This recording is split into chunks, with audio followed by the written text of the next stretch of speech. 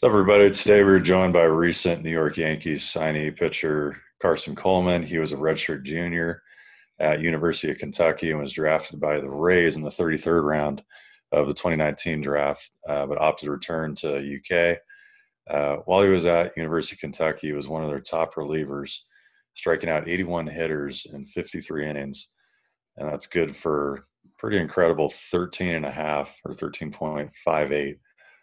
To be exact, strikeouts per nine, 4.19 ERA, and 2.11 opponent batting average.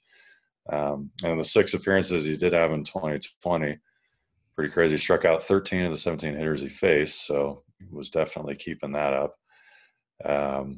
And off field, he was also inducted into the University of Kentucky's Frank G. Ham Society of Character for his service in the community and academic excellence. So definitely a good guy off the field too. Carson, thanks for coming on with us.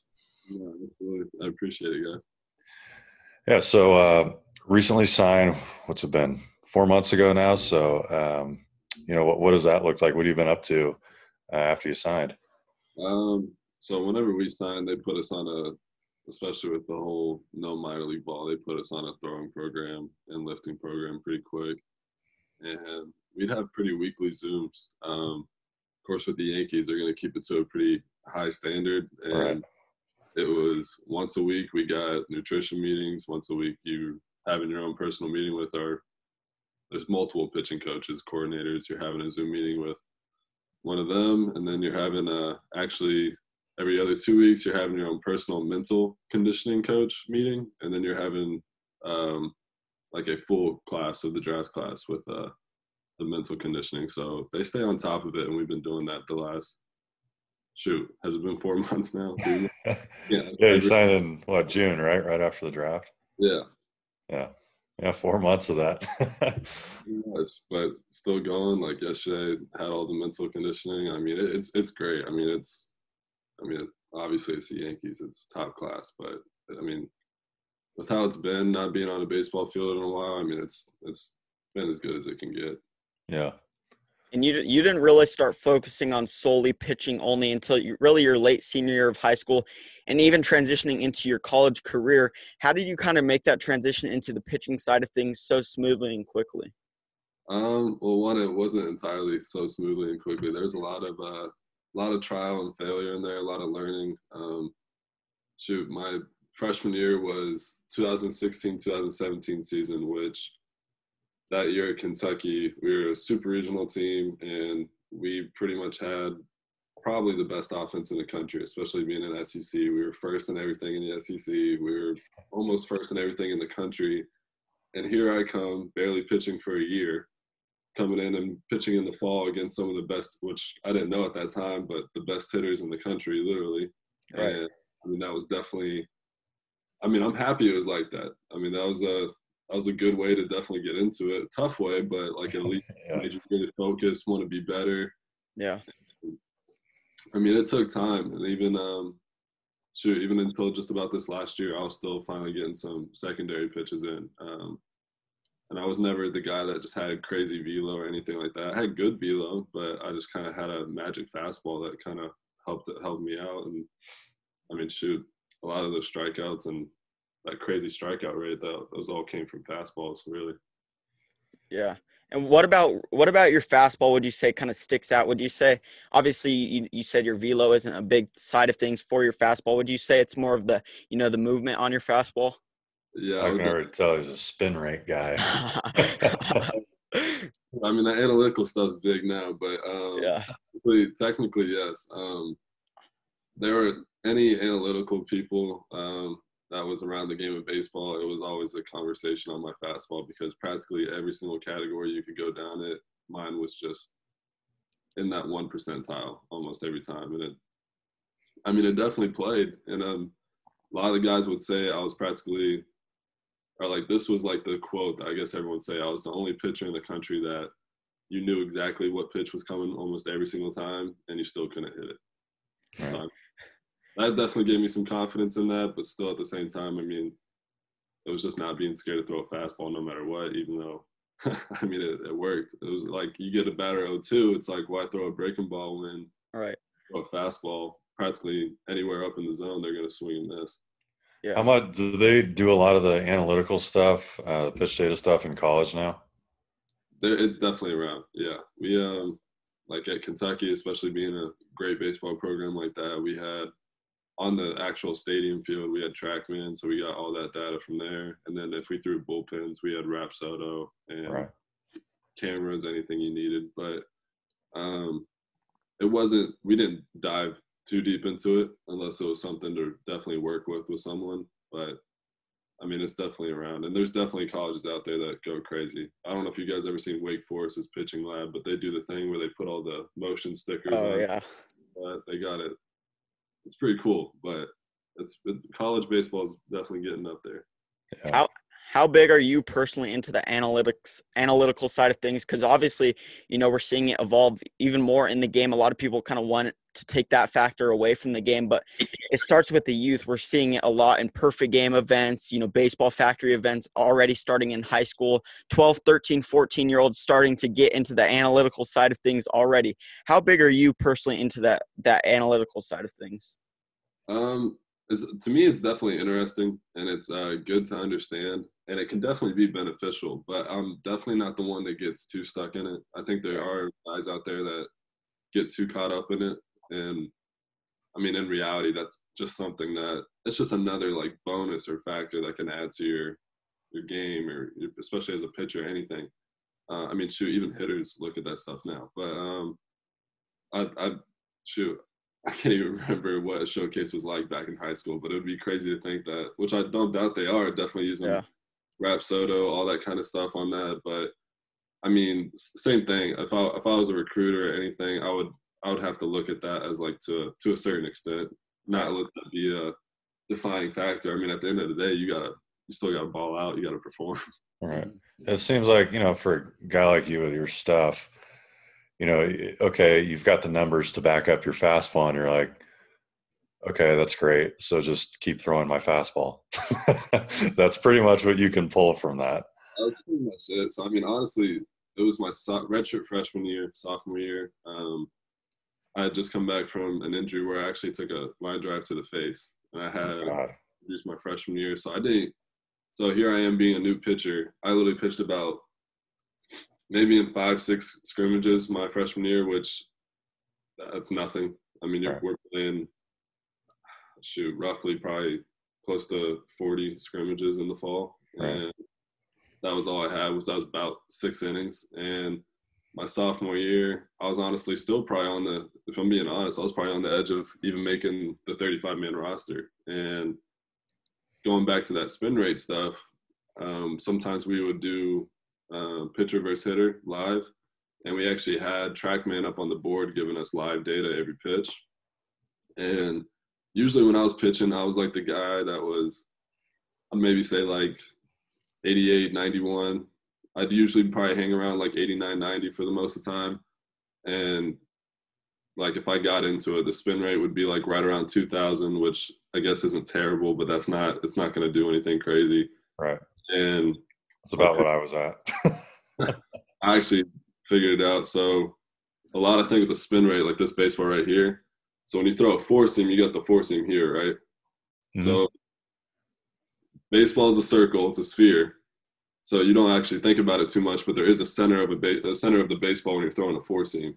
Sure. So the last finger that touches the baseball is your middle finger. So basically what I learned was to put that middle finger right in the middle of that four seam, because you're just going to get the best spin. And I'm not kidding.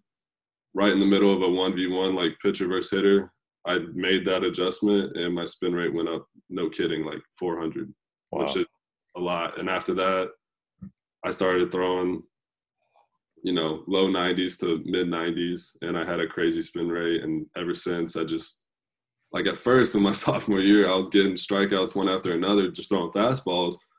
And then we went to SEC play, which, you're playing against big dogs. Like my first ever outing in our opening series was against Arkansas, which at the time we were number 4 in the country. They were 5. And I came in to pitch, and I'm like, all right, guess it's time to see if the fastball is going to play. Yes. I literally faced a 2-hole, 3-hole, and 4-hole, and K'd 2 out of 3, and just off fastballs. And ever since, it's been same deal. I wish I'd talked to you maybe 2 years ago because I've actually never heard that what you just showed me with the That's why I with wanted to show you. It's definitely, obviously, is that maybe everything to it? No, but sure, I'm but really not being exaggerated or kidding. Like, literally, it was the next pitch. It jumped up that much, and I was just like, all right. Yeah. After that, I'm not kidding. I probably struck out, like, during the 1v1 hitters. Well, you'll face like 5 different hitters. I probably K'd up like the next 3 out of 4 just off fastballs. wow. And So like they knew it was coming too. It was just they couldn't hit it. here's a question regarding that topic. If you hadn't made that adjustment, do you think you would be where you are at today? I mean, it's hard to say, but I don't know. They're probably. I mean, I'll definitely toss it up in the air. Where probably not. I don't know. I really don't. But Oh, you would have had my stuff, and you'd have to actually figure out how to pitch.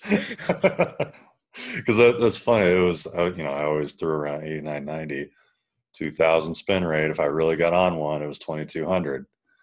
And it's like, those are all, the velo's below average. The spin rate's pretty much average, which is exactly where you don't want to be.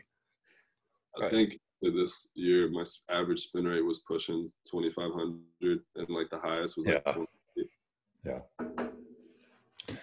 So you mentioned your freshman year injury with the line drive comebacker that ended up ending your freshman year, unfortunately, and you that led you to having to get a couple surgeries for that injury. How was that whole injury process for you mentally? Well, shoot, mentally when it first happened, it was it's kind of like a serious punch in the gut because that was early in my freshman year, and I'm a competitive guy. Like, especially getting in there, like I said, like the first time I pitched against those hitters, I got rocked, and it was like exactly that week it happened.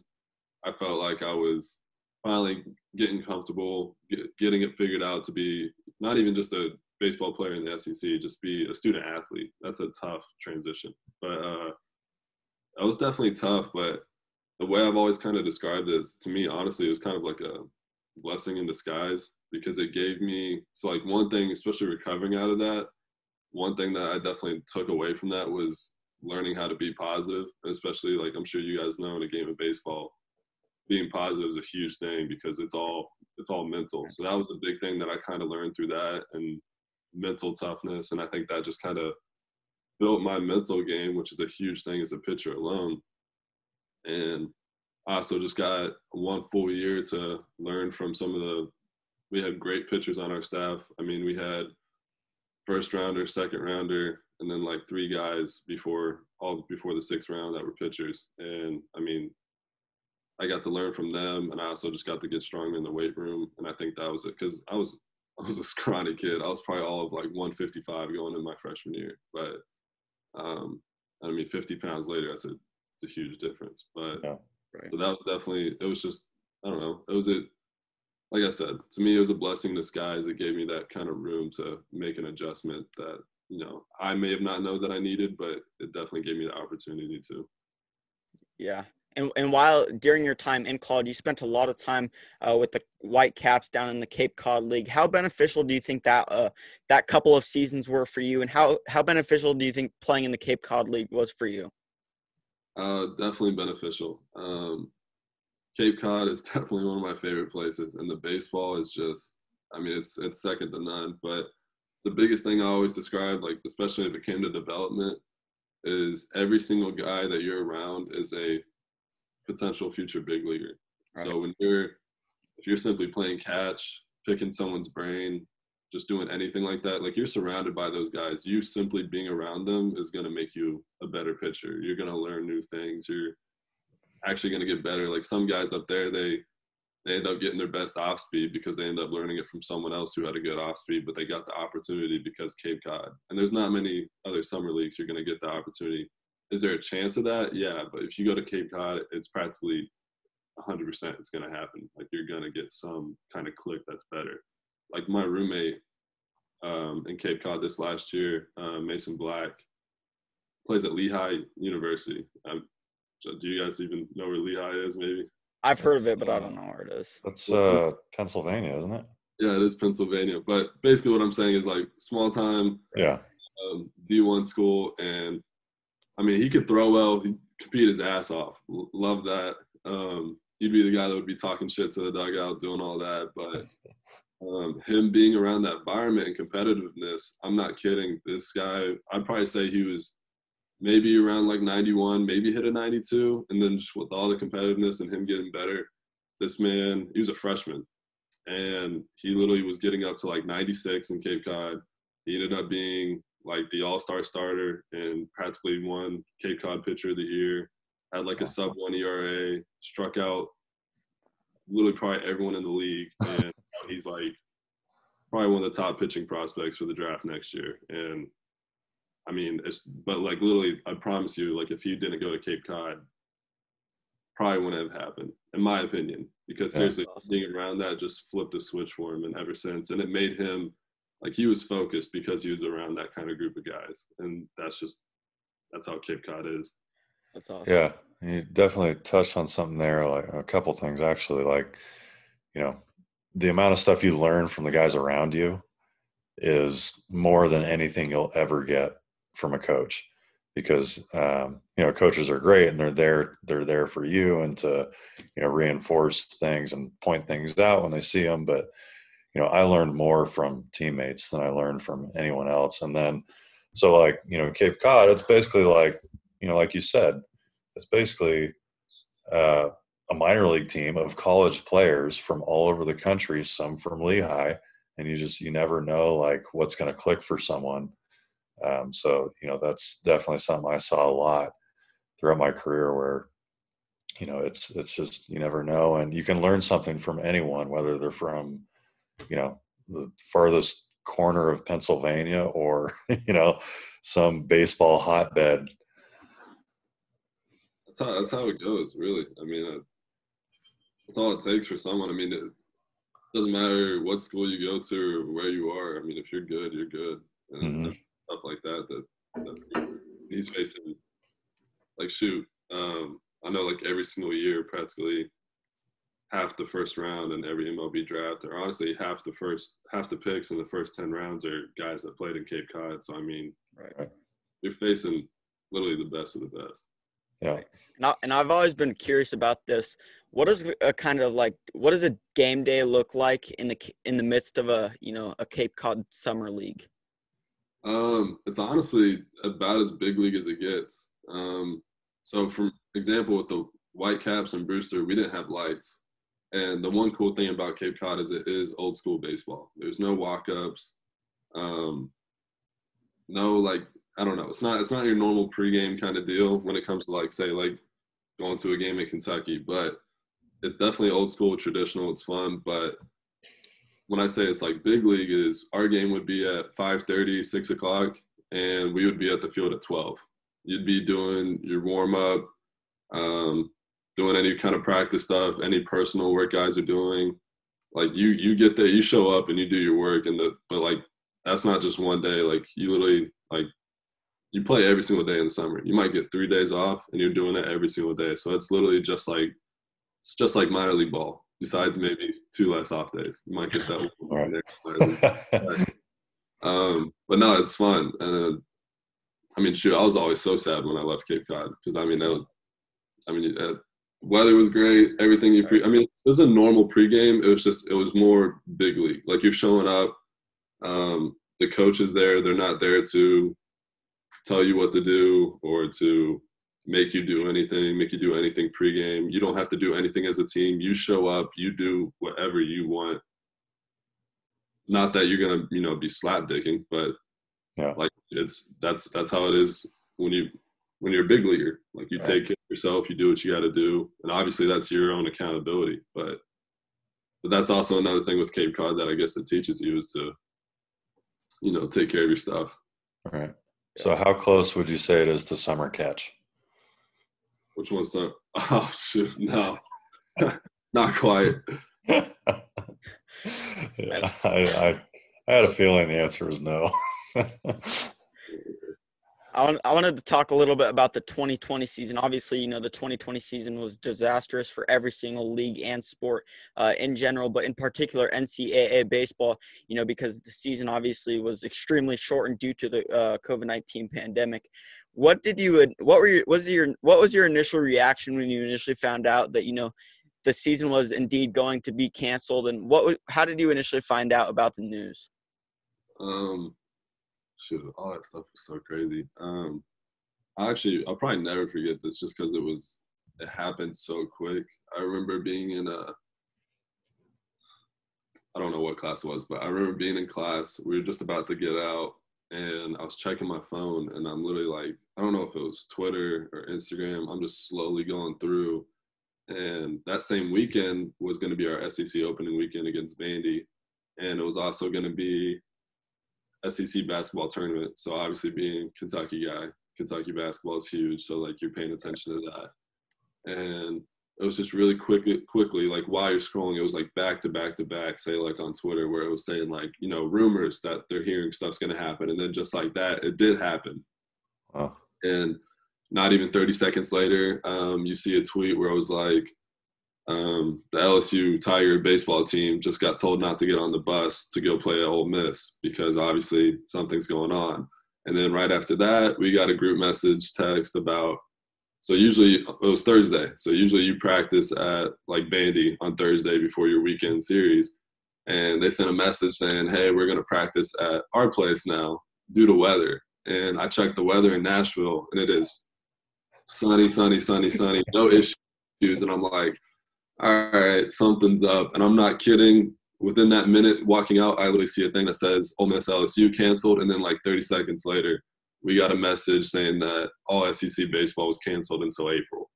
Yeah. And that was like the first week of March. So it was like, okay, that was the first hit. And then obviously everything just started building up. You know, school changes, all the sports are getting canceled.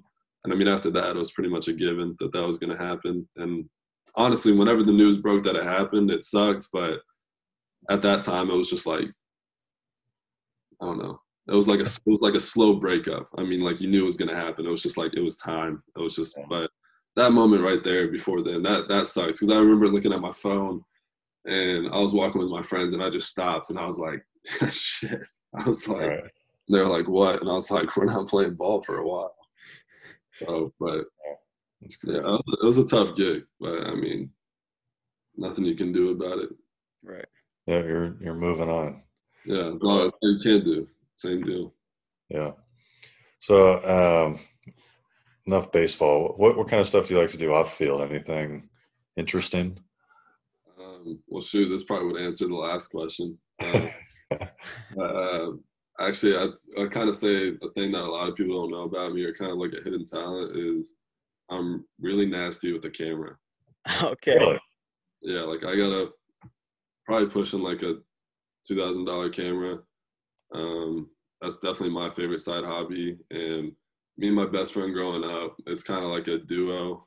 We do a lot of photography and videography. And I mean, he does a lot of stuff it's funny, for practically all of UK athletics now, but he did it for Kentucky baseball. But we all just got hooked up in that because of like the stuff we did outside of it, just got the attention. It was kind of funny, the connections we started to make just off of me playing baseball and then doing stuff like that. But we'll do a lot of side work for, I mean, any companies, or whether it's just definitely a lot of sports videos, whether it's baseball facilities or workout facilities, anything like that. But it's fun. It's pretty cool. Even if it's personal stuff, like if we go down to, like if we're traveling to Florida, anywhere like that, like we'll definitely make some pretty cool videos and get some cool shots. Yeah, you gotta hook up with Ottavino. He's a huge photography guy. Do you follow his stuff? Yeah, and he also takes cool drone shots, and that's also a big side thing of mine is a drone. Probably my favorite thing to do is fly the drone. Really? I'm pretty good at it over the last 2 years. I don't know if you've seen Hayden Cantrell, a Brewers prospect. He went to Louisiana off Lafayette. You should start a YouTube gig like he is. You know what? I don't know. I've thought about doing something like that. I don't know if I would personally be the best guy for it because I don't know if I got that much exciting stuff going on. No, Hayden does good with it though. And Hayden actually hit me up like a month ago because he was starting to see all the stuff me and my buddy Casey were doing, and he was like, this stuff's dope. He was like, we definitely need to try and do something together sometime. But yeah, I don't know. Hopefully we could do something like that when all this craziness is done. But yeah, shoot, I know Hayden's he's got instructs right now, so I guess the Brewers are having it as well. Yeah, it's crazy. It's weird. We were talking about this before we started recording. This will be our last little topic right here. It's crazy how some teams are kind of having instructs at this time, but some teams aren't. Like you just mentioned, we're seeing the Brewers having instructs and a few other teams, actually quite a few, but the Yankees aren't. So it's kind of odd, that we're seeing that at this time. No, it definitely is weird. I totally understand that some organizations might not be in the best position for it. I mean, at the end of the day, it is a business. It's it's business decisions when it comes to that. Whether it's one that you like or whether it's a tough or easy one. The Yankees about almost 2 months ago, probably from now, they actually furloughed about 60 player development employees, and that's probably a big part behind our instructs. Even though you'd like for that to still work out, but at the same time, like I said, it's a business thing. I know some teams are probably pushing it, and I'd probably be willing to bet that a lot of it's through some uncomfortability. But and shoot, like we're talking about now, I don't know what team. Obviously I know the few, but I don't know like exactly what teams are having it. I don't know if it's like if say like out of the 30 teams that there's more than like half of them doing it or half of them aren't. I don't know, but I don't know. I mean, obviously I would have loved to be down in Tampa having instructs, especially not playing ball for 4 months now. But I would love, just keep your head down, keep working, and wait until we finally get a chance to go. They said in January we might have something. So I'd probably be willing to bet that there's going to be some type of instructs maybe before spring training. It's just not now when it would usually be. I'm sure teams are probably looking to do something like that. Right. Yeah. Well, listen, Carson, we really appreciate you coming on. I know we went a little bit over time, but, we were having a few good conversations during this Walk It Off podcast for this week's episode. You guys will actually be seeing this next week. We're recording it the week previous. But we really appreciate you all tuning in. Carson, we really appreciate you coming on. Best of luck in the future, and we'll for sure stay in touch. No, absolutely. I appreciate it.